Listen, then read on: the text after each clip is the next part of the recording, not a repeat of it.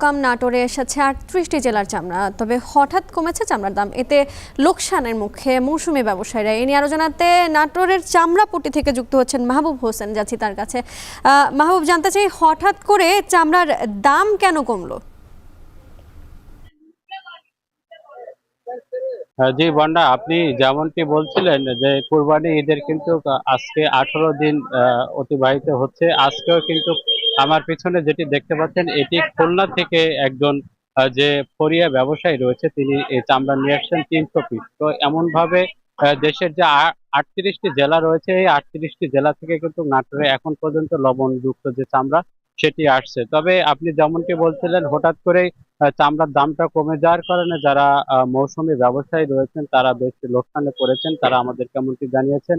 আপনাকে যদি একটু জানিয়ে রাখি যে ঈদের 2 সপ্তাহ কিন্তু চামড়ার দাম বেশ ভালো পেয়েছেন যারা আহ মৌসুমী ব্যবসায়ী ছিলেন, তারা কিন্তু এখন এসে হঠাৎ করে দামটা কমে যাওয়ার কারণ যেটি হিসাবে এখানকার ব্যবসায়ীরা বলছেন যে এখন চামড়ার মানটা অনেকটা কমে গেছে, যেহেতু ঈদের 18 দিন অতিবাহিত হচ্ছে।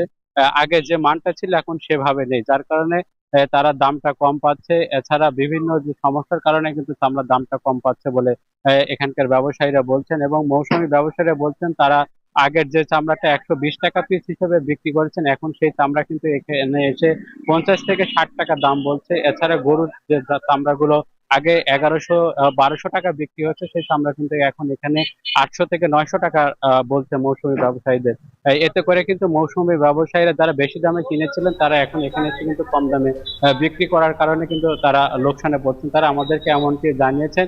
এছাড়া যারা ট্যানারি মালিক অন্যান্য সময় যারা আসেন, এবার কিন্তু কম আসার কারণে অনেকটা এর প্রভাব পড়েছে। তো বন্যা, এই ছিল নাটোর থেকে আমার কাছে সবচেয়ে তথ্য।